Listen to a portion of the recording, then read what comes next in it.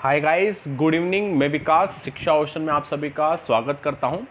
मेरे साथियों, रोज़ाना शाम को 8 बजे हमारी मध्यकालीन भारत के इतिहास की क्लास रहती है। किंतु मेरे साथियों, आज जो क्लास है यह 8:30 बजे शुरू हो रही है आप सभी की, क्योंकि कल हमारे यहाँ लाइट नहीं थी। इस वजह से सारी क्लासेस रद्द कर दी थी और इसी के तहत कल हमारी मध्यकालीन भारत के इतिहास की क्लास नहीं हुई। और आज जो समय हमारा 8 बजे का था, एक्चुअल वह 8:30 बजे इस वजह से हुआ क्योंकि हम करंट अफेयर्स 2 दिन का करंट अफेयर्स एक साथ पढ़ रहे थे। इस वजह से हमें यह क्लास थोड़ी सी आधे घंटा डिले करनी पड़ी। तो आपको जितनी भी असुविधाएं हुई है कल को लेकर और आज को लेकर, उसके लिए हम आपसे क्षमा चाहते हैं साथियों। तो साथियों, हम मध्यकालीन भारत के इतिहास को पढ़ रहे थे और इस मध्यकालीन भारत के इतिहास के तहत हम 8 क्लासेस पढ़ चुके हैं, यानी 8 वीडियो अपलोड किए जा चुके हैं। और आज की जो क्लास है ये 9वीं क्लास है हमारी, और इस क्लास में 20 और अति महत्वपूर्ण प्रश्नों के बारे में जानकारी हम आज हासिल करने वाले हैं। मेरे साथियों, ये पूरी मेगा सीरीज अब बहुत जल्द समाप्त होने वाली है, यानी यह सेकंड लास्ट क्लास है। कल हमारी यह पूरी मेगा सीरीज समाप्त हो जाएगी।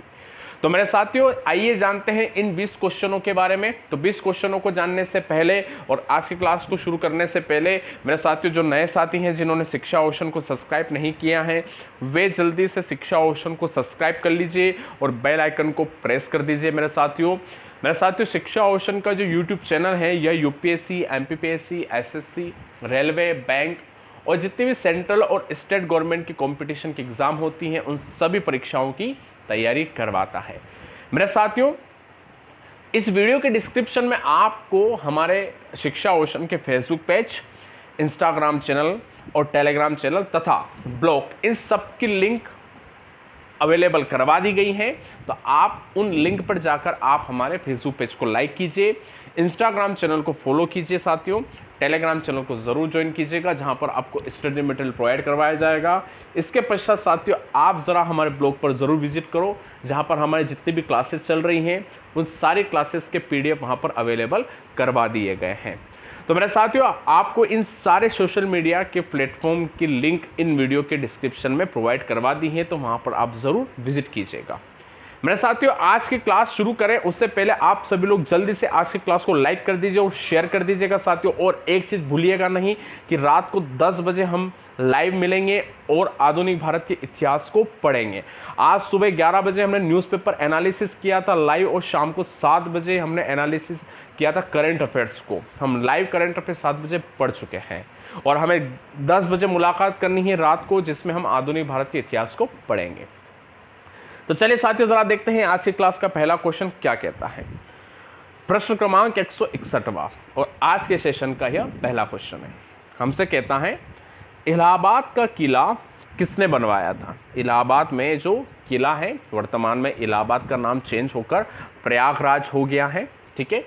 तो उस इलाहाबाद के किले का निर्माण किसने करवाया। तो ऑप्शन ए है अकबर, ऑप्शन बी है जहांगीर, ऑप्शन सी है शाहजहां और ऑप्शन डी है औरंगजेब। किस मुगल एम्पायर के बादशाह, किस मुगल साम्राज्य के बादशाह ने इलाहाबाद के किले का निर्माण करवाया था।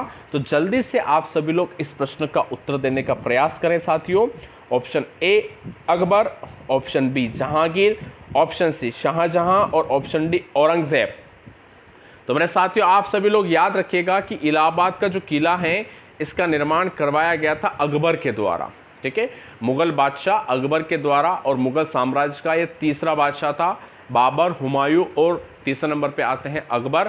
तो अकबर ने इलाहाबाद के किले का निर्माण करवाया था। तो प्रश्न क्रमांक 161 का राइट आंसर हो जाएगा ए वाला अकबर, ठीक है साथियों। तो अच्छी तरीके से जानकारी हासिल कर लेना कि इलाहाबाद का किला आपके किसने बनवाया था, अकबर ने बनवाया था।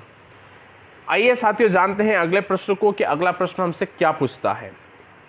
मेरे साथियों, अगला प्रश्न क्रमांक 162वां।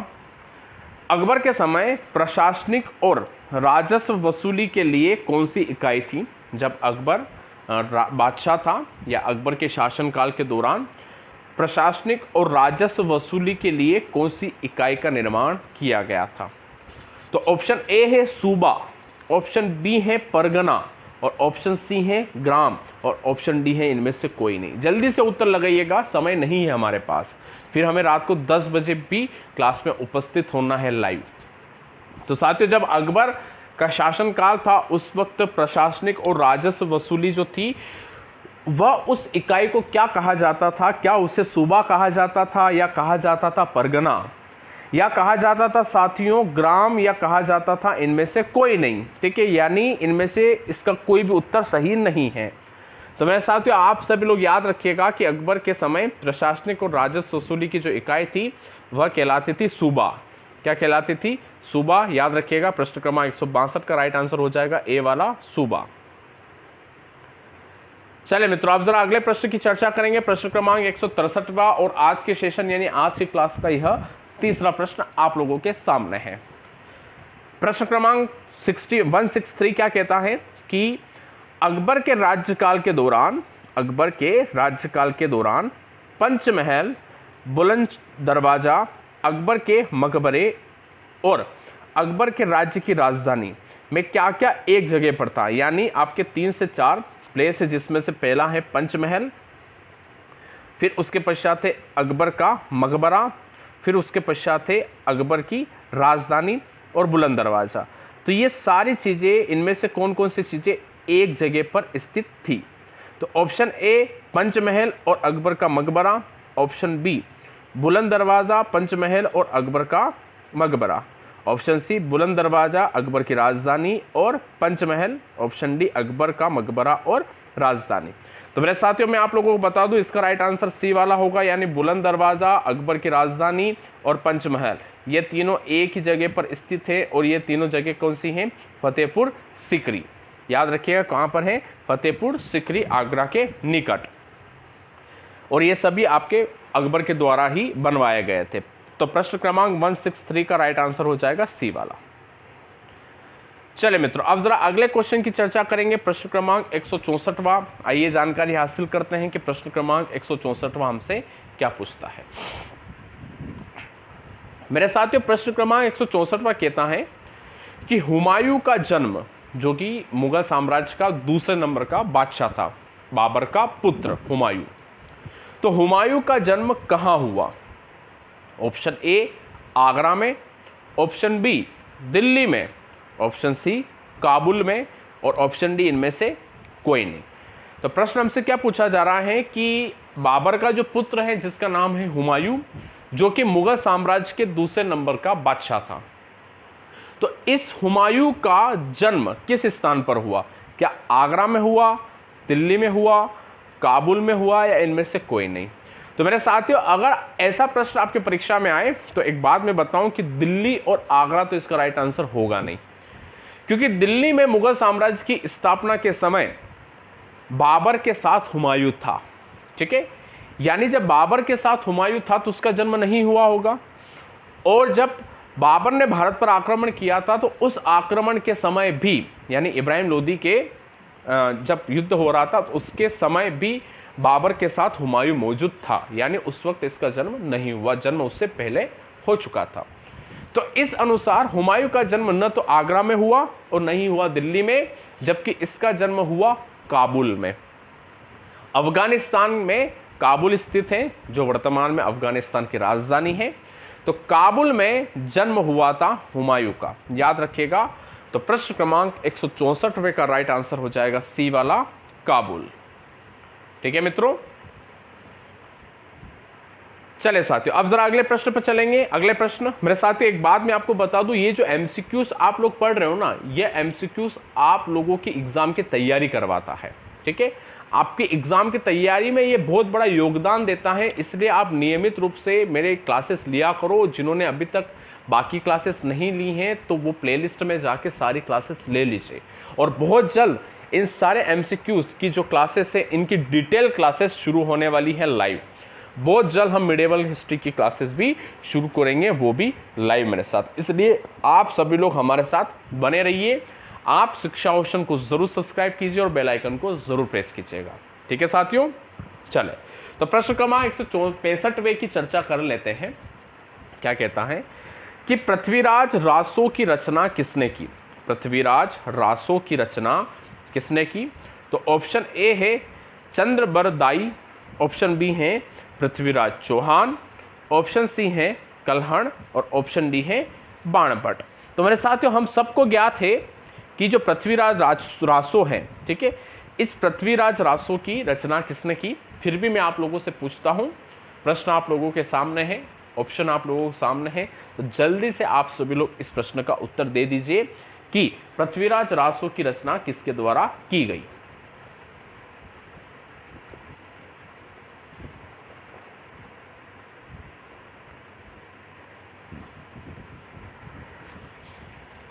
तो मेरे साथियों, पृथ्वीराज रासो जो है इसकी रचना आपके चंद्रबरदाई के द्वारा की गई थी, जो कि पृथ्वीराज चौहान का एक दरबारी कवि था, एक प्रसिद्ध कवि था चंद्रबरदाई। और इस चंद्रबरदाई ने ही पृथ्वीराज चौहान के ऊपर एक जीवनी लिखी थी, किताब लिखी थी, और जिसका नाम था पृथ्वीराज रासो।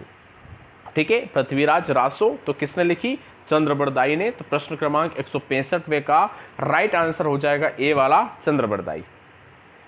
चलिए साथियों, अब जरा अगले प्रश्न की चर्चा करते हैं। प्रश्न क्रमांक 166।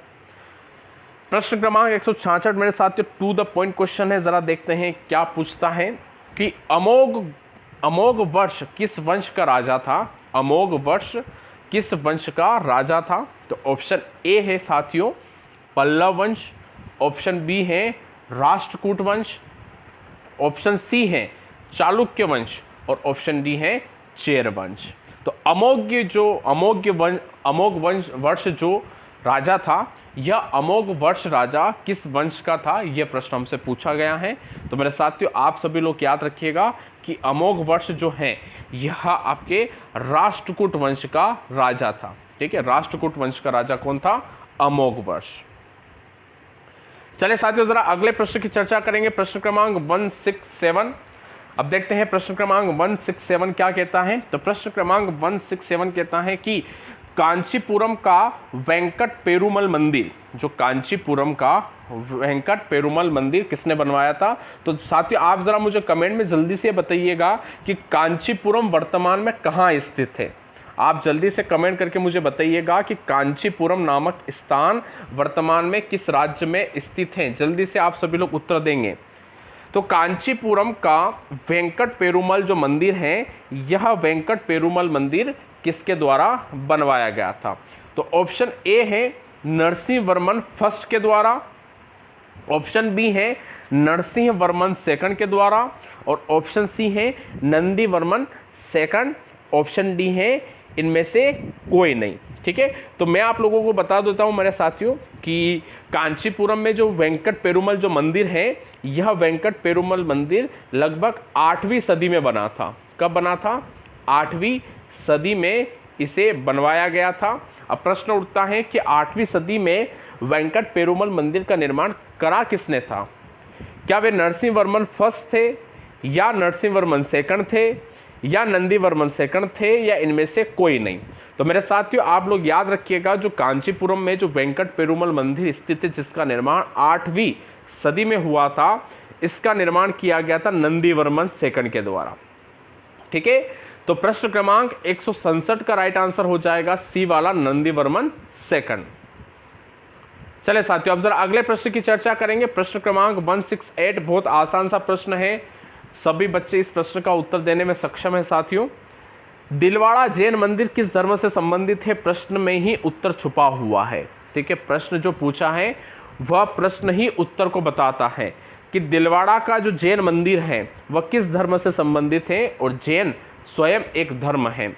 तो क्या ऑप्शन ए वैष्णव संप्रदाय तो हो नहीं सकता, शिव संप्रदाय भी नहीं है, जैन धर्म, बौद्ध धर्म? तो साथियों, हमें पता है कि दिलवाड़ा के जो जैन मंदिर है यह जैन धर्म से संबंधित है।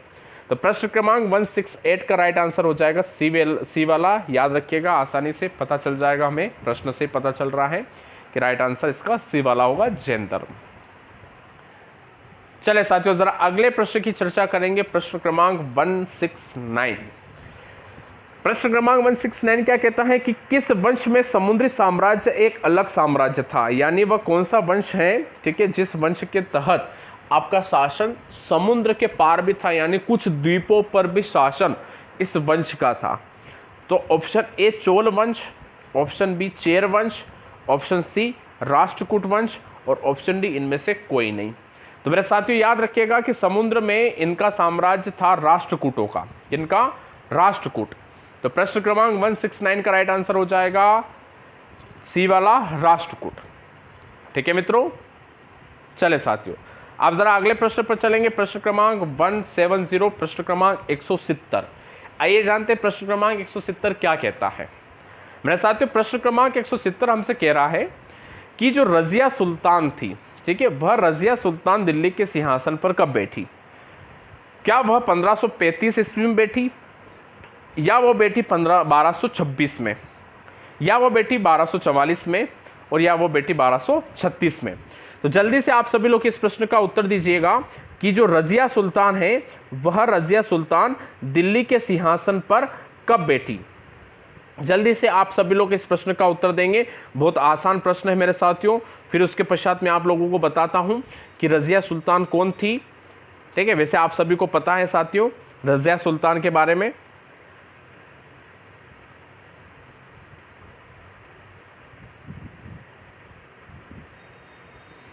Option A 1235, option B 1226, option C है 1244 और ऑप्शन डी 1236।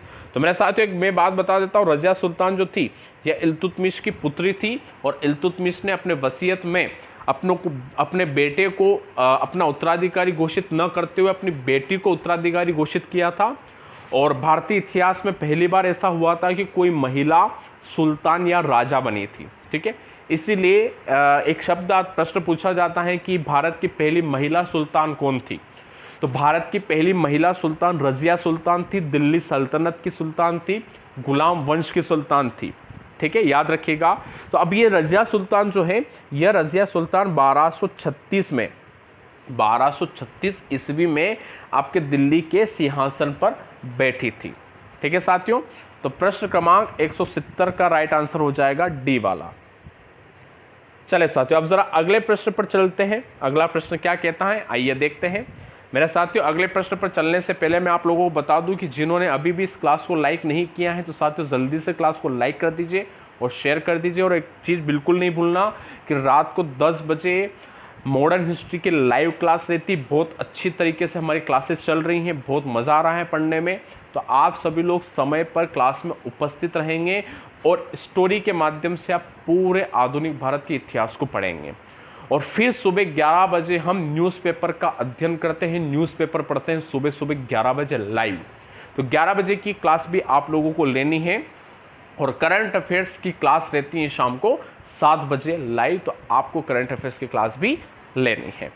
ठीक है मित्रों, चले साथियों अब जरा चर्चा करते हैं प्रश्न क्रमांक 171वें की कि क्या कहता है। प्रश्न क्रमांक 171वां, चौगान यानी पोलो। ठीक है, पोलो एक गेम होता है ना। चौगान पोलो खेलते समय घोड़े से गिरने के कारण किसकी मृत्यु हुई थी? ठीक है, बहुत आसान सा प्रश्न है और बहुत सी बार परीक्षा में पूछा भी गया कि पोलो खेलते समय किस व्यक्ति की मृत्यु हो गई थी। तो ऑप्शन ए है कुतुबुद्दीन ऐबक, ऑप्शन बी है इल्तुतमिश, ऑप्शन सी है रजिया सुल्तान और ऑप्शन डी है बलबन। तो साथियों बताइएगा जल्दी से कि चौगान खेलते वक्त घोड़े से गिरने पर किस दिल्ली सल्तनत के सुल्तान की मृत्यु हो गई थी? तो कुतुबुद्दीन ऐबक, इल्तुतमिश, रजिया सुल्तान या बलबन। तो मेरे साथियों आप सब लोग याद रखिएगा कि राइट आंसर होगा कुतुबुद्दीन ऐबक। कुतुबुद्दीन ऐबक वही व्यक्ति हैं जिसने दिल्ली में गुलाम वंश की स्थापना करी थी और यही कुतुबुद्दीन ऐबक आपका गुलाम था मोहम्मद गोरी का। ठीक है, तो कुतुबुद्दीन ऐबक जब पोलो खेल रहा था, चौगान खेल रहा था, तब घोड़े से गिर गया था और इसकी मृत्यु हो गई थी। और कुतुबुद्दीन ऐबक ने ही गुलाम वंश की स्थापना की थी दिल्ली में, ये याद रखना है आपको। और दिल्ली में जो विश्व की सबसे ऊंची जो मीनार है जिसे अपन कहते हैं कुतुब मीनार, ठीक है, तो कुतुबुद्दीन ऐबक ने ही उस कुतुब मीनार का निर्माण किया था और वह करवाया गया था बख्तियार कुतुबुद्दीन काकी की याद में। ठीक है, बख्तियार कुतुबुद्दीन काकी की याद में कुतुबुद्दीन ऐबक ने इस पूरी मीनार का निर्माण करवाया था। ठीक है, तो प्रश्न क्रमांक 171 का राइट आंसर हो जाएगा ए वाला, कुतुबुद्दीन ऐबक। चले साथियों, अब जरा अगले प्रश्न की चर्चा करते हैं, प्रश्न क्रमांक 172। आइए देखते हैं प्रश्न क्रमांक 172 क्या कहता है। प्रश्न क्रमांक 172 कहता है कि मान्यखेत किस वंश की राजधानी थी। मान्यखेत किस वंश की राजधानी थी? दक्षिण भारत के राजवंश है साथियों। ए वाला है चोल वंश, ऑप्शन बी है चेर वंश, ऑप्शन सी है राष्ट्रकूट वंश और ऑप्शन डी है होयसल वंश। तो मेरे साथियों आप सब लोग याद रखिएगा कि मान्यखेत राजधानी राष्ट्रकूट की राजधानी थी, यानी राष्ट्रकूट वंश की राजधानी आपकी क्या थी? मान्यखेत। तो प्रश्न क्रमांक 172 का राइट आंसर हो जाएगा सी वाला, राष्ट्रकूट। चले साथियों, अब जरा अगले प्रश्न की चर्चा करते हैं, प्रश्न क्रमांक 173। मुगल सम्राट की शुरुआत किस वर्ष हुई? मुगल सम्राट की शुरुआत किस वर्ष हुई? ऑप्शन ए 1520 में, ऑप्शन बी 1522 में, ऑप्शन सी 1538 में और ऑप्शन डी 1526 में। तो मेरे साथियों हम सबको पता है कि आपके बाबर ने मुगल साम्राज्य की नींव रखी थी और बाबर ने युद्ध में इब्राहिम लोदी को मार गिराया था, ठीक है, 1526 में। और 1526 में जब इब्राहिम लोदी को मार गिराया तो दिल्ली में मुगल वंश की स्थापना बाबर के द्वारा की गई और बाबर ने ही 1526 में मुगल सम्राट यानी मुगल बादशाह की शुरुआत की थी। तो प्रश्न क्रमांक 173 का राइट आंसर कौन सा हो जाएगा? डी वाला 1526। ठीक है साथियों, चले जी अब जरा अगले प्रश्न की चर्चा कर लेते हैं, प्रश्न क्रमांक 174। देखिए क्या कहता है प्रश्न क्रमांक 174। मेरे साथियों प्रश्न क्रमांक 174 कहता है कि द्वार समुद्र किस वंश की राजधानी थी? द्वार समुद्र किस वंश की राजधानी थी?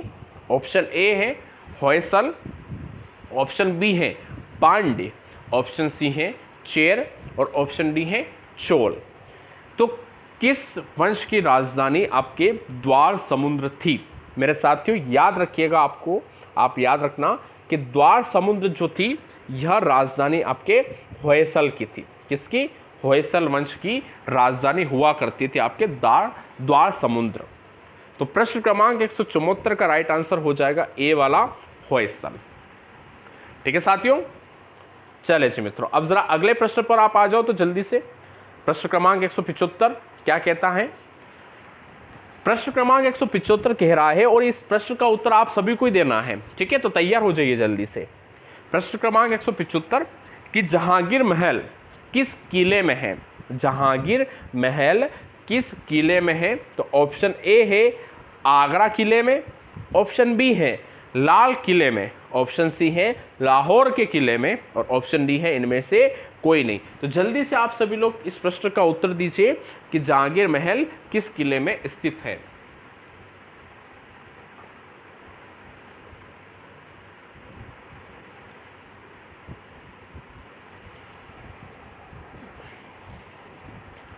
क्या इसका ऑप्शन ए वाला होगा या बी वाला या सी या इसका डी आंसर होगा?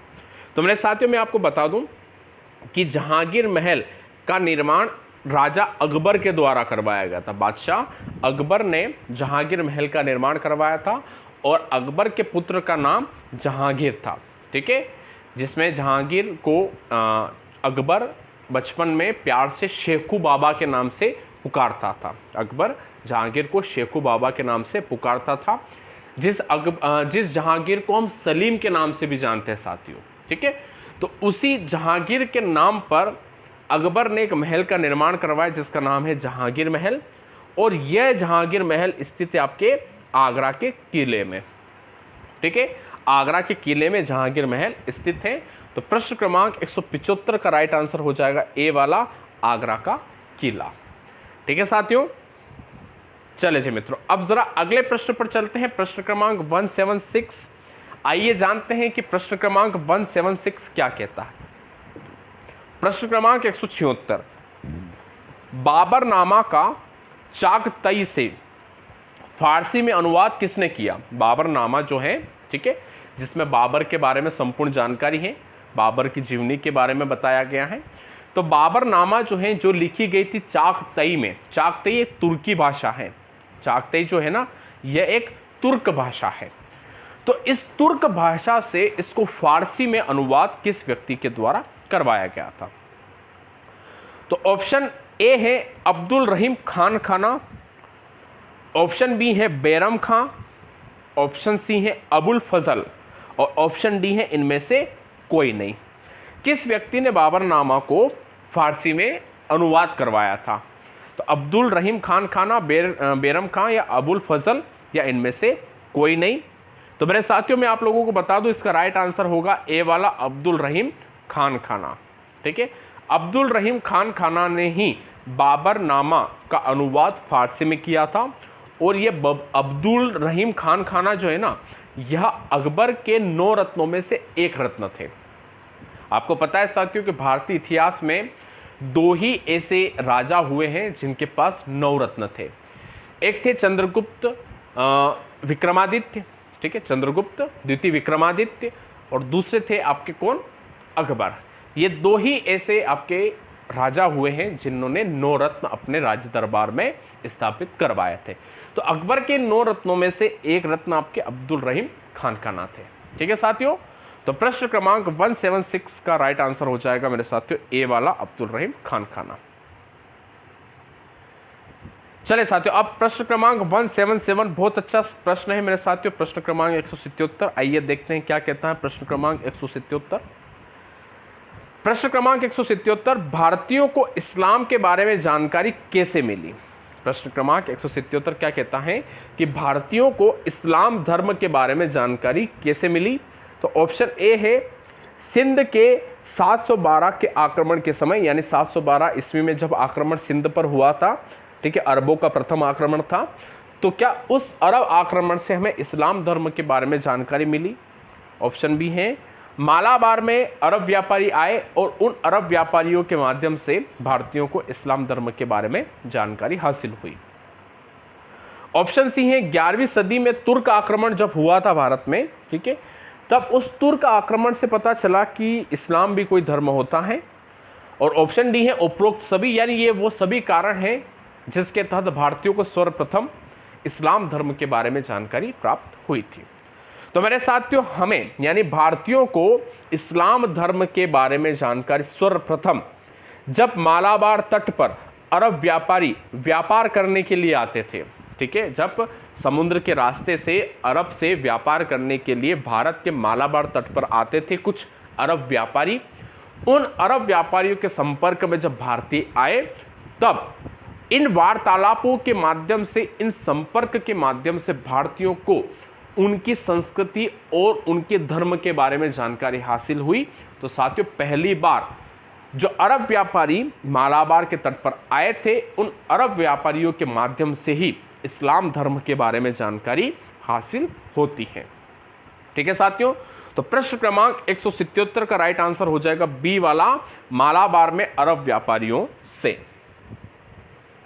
चले मित्रों, अब जरा प्रश्न क्रमांक 178 के बारे में चर्चा कर लेते हैं। प्रश्न क्रमांक 178 क्या कहता है? प्रश्न क्रमांक 178 कहता है कि पुर्तगालियों ने पहली कोठी कहां खोली? पुर्तगालियों ने पहली कोठी कहां पर खोली थी? पुर्तगाली जब भारत आए थे, ठीक है, बिजनेस करने के लिए, तो उन्होंने सबसे पहली कोठी कहां पर ओपन की थी? तो ऑप्शन ए है कोचीन, ऑप्शन बी सूरत, ऑप्शन सी गोवा और ऑप्शन डी कन्नौर। तो मेरे साथियों याद रखिएगा कि पुर्तगालियों ने अपने सबसे पहली कोठी आपके कोचीन में ओपन करी थी। कहां पर करी थी? कोचीन में। तो प्रश्न क्रमांक 178 का राइट आंसर हो जाएगा ए वाला कोचीन। चले साथियों, अब जरा प्रश्न क्रमांक 179 के बारे में चर्चा कर लेते हैं। किस मुगल राजा को रोशन अख्तर कहा जाता था? और साथियों, रोशन अख्तर उसका मूल नाम भी था। जरा देखते हैं वो कौन सा मुगल राजा है जिसे रोशन अख्तर के नाम से जानते थे। तो ऑप्शन ए है अहमद शाह, ऑप्शन बी है मोहम्मद शाह और ऑप्शन सी है जहांदार शाह और ऑप्शन डी है शाह आलम। तो साथियों याद रखिएगा कि जो रोशनदार कहने वाले जो व्यक्ति हैं, ठीक है, कहलाने वाले जो व्यक्ति हैं जिनका नाम रोशन अख्तर, रोशनदार नहीं सॉरी रोशन अख्तर, ठीक है, रोशन अख्तर नामक नाम आपके मोहम्मद शाह का था। ठीक है, यानी मोहम्मद शाह जो मुगल एम्पायर के बादशाह थे, इन मोहम्मद शाह का नाम आपका रोशन अख्तर था, याद रखिएगा। तो प्रश्न क्रमांक 179 का राइट आंसर हो जाएगा बी वाला। ठीक है, चले साथियों, अब जरा बात करते हैं अगले प्रश्न की, और यह प्रश्न आज की क्लास का आखिरी प्रश्न है साथियों। प्रश्न क्रमांक 180, मराठा पैदल सेना में सबसे कम रैंक किसकी थी? मराठा जो पैदल सैनिक है, मराठाओं के, उनकी पैदल सैनिक में सबसे कम रैंक किसकी थी? तो ऑप्शन ए है नायक, ऑप्शन बी है जुमलदार, ऑप्शन सी है हवलदार, ऑप्शन डी है हजारी। तो सबसे नीची रैंक किसकी थी आपके पैदल सैनिकों में? तो साथियों याद रखिएगा, सबसे नीची रैंक जो कि मराठा पैदल सेना में थी वह थी हवलदार की, सबसे नीची पोस्ट हुआ करती थी। तो प्रश्न क्रमांक 180 का राइट आंसर हो जाएगा सी वाला हवलदार। चले साथियों, तो इस प्रकार से आप सभी लोगों ने आज के इस क्लास में 20 प्रश्नों का अध्ययन कर लिया है, और इन 20 प्रश्नों के माध्यम से आपने इस पूरी मेगा सीरीज को पहुंचा दिया है 180 तक। ठीक है, और कल की क्लास हमारी इस मेगा सीरीज की आखिरी क्लास होगी। ठीक है, तो आप सभी लोग इस क्लास को ज़्यादा से ज़्यादा शेयर कर दीजिएगा और लाइक कर देना, और याद रहे हमें मुलाकात करनी है रात को 10 बजे कुछ ही देर के बाद लाइव सेशन में, जहां पर मैं लाइव रहूंगा और आधुनिक भारत के इतिहास को हम पढ़ेंगे। ठीक है साथियों, तो मेरे साथियों जो अभी तक शिक्षा ओशन को सब्सक्राइब नहीं किए हैं वे सभी शिक्षा ओशन को सब्सक्राइब कर लीजिए और बेल आइकन को प्रेस कर दीजिए। तो मेरे साथियों आप सभी का बहुत बहुत धन्यवाद। अब मुलाकात करते हैं हम सभी लोग रात को 10 बजे लाइव क्लास में आधुनिक भारत के इतिहास की। ठीक है, चलिए।